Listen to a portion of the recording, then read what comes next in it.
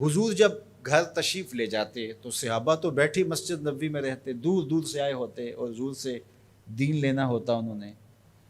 تو آقا کریم نے اگر واپس تشریف لانا ہوتا تو حضور اپنے موزے مبارک، اپنے نالین وہیں دروازے پہ چھوڑ دیتے. تو اس کا مطلب یہ ہوتا، اشارہ سائن یہ ہوتا کہ میں ابھی آیا. اور اگر حضور نے جا کے استراحت فرمانی ہے، دیر کے بعد تشریف لانا ہے، ایک نماز کے بعد گئے اب دوسری نماز کے وقت ہی آئیں گے، تو حضور نالین سمیت تشریف لے جاتے. تو جب حضور کے جوڑے پڑے ہوئے تو صحابہ سمجھتے کہ وہ آنے والے ہیں، تو پھر ان کی نظریں دروازے پہ لگی رہتی. تو اچانک جب حضور آتے تو وہ یہ لفظ بولتے، خرجنا رسول اللہ. کبھی کہتے کہ حضور طلوع ہوئے، کبھی یہ بھی کہتے طالع علینا، ہمارے اوپر طلوع ہوئے. تو یہ مختلف روایات حدیث میں ملتے ہیں. تو یہ کیا کہتے ہیں سنو ذرا. حضرت ابو شریح الخزاعی رضی اللہ تعالی عنہ فرماتے ہیں، خرج علینا رسول اللہ صلی اللہ علیہ وسلم فقال، حضور تشریف لائے، ہمارے درمیان جلوہ فراز ہوئے. فقال، اور ارشاد فرمایا، الیسا تشہدون اللہ الہ الا اللہ وانی رسول اللہ، تم گواہی دیتے ہو کہ اللہ کے علاوہ کوئی معبود نہیں ہے اور میں اللہ کا رسول ہوں. قالوا بلا، سب نے کہا کیوں نہیں. یعنی مطلب کیا کہ میں جب اللہ کا رسول ہوں تو پھر جو کہہ رہا ہوں اس کو غور سے سنو. اب ذرا دیکھیے کہ حضور نے یہ کہہ کے ایسا ماحول پیدا کر کے کہا کیا. اب اس کہنے پہ قربان. حضور نے ارشاد فرمایا، یہ اللہ کی کتاب قرآن مجید، اس کا ایک سرا تمہارے ہاتھ میں ہے. یعنی یہ اللہ کی لٹکتی ہوئی رسی ہے قرآن مجید، اور لٹکتی جو رسی ہوتی ہے اس کے دو سرے ہوتے ہیں نا. تو کہا اس کا ایک سرا اللہ کے ہاتھ میں ہے اور دوسرا سرا تمہارے ہاتھ میں ہے. اللہ اکبر.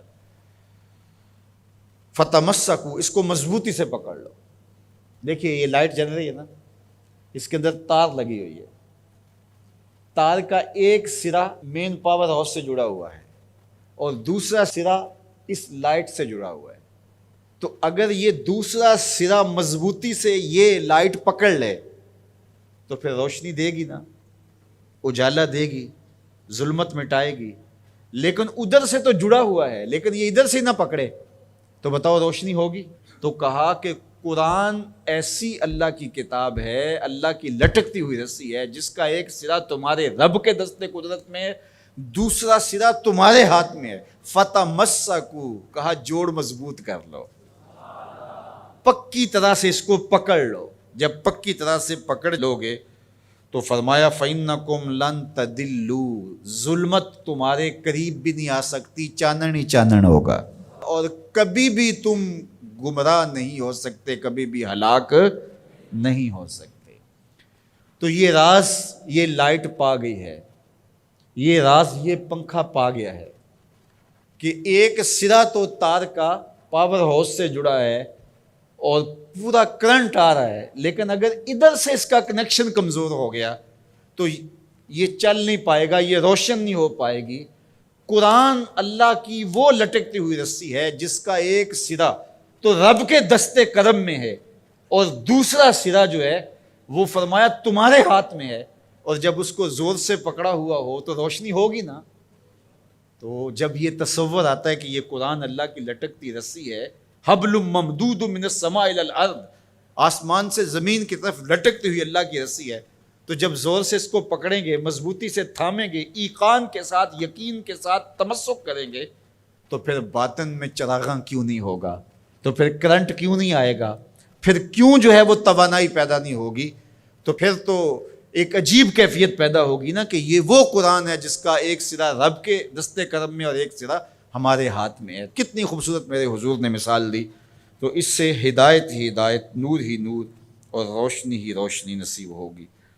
اچھا، اس عنوان سے صرف ایک روایت سن لیجئے. حضور نے ارشاد فرمایا، حضرت عبداللہ ابن عباس رضی اللہ تعالیٰ عنہ کی مرویات سے ہے، حضور نے ارشاد فرمایا کہ جس نے فساد امت کے دور میں میری ایک سنت کے ساتھ تمسک اختیار کیا، میری ایک سنت کو مضبوطی سے پکڑ لیا، جب فساد بپا ہوگا، جب میری سنتوں کو توڑا جا رہا ہوگا، دین کی قدردانی نہیں ہوگی، لوگ دین کی پرواہ نہیں کریں گے، خواہشات کے غلام بن جائیں گے، اس زمانے میں جس نے میری ایک سنت کو مضبوطی سے پکڑ لیا، میرے اور آپ کے آقا و مولا فرماتے ہیں اللہ اسے 100 شہیدوں کا ثواب عطا فرمائے گا۔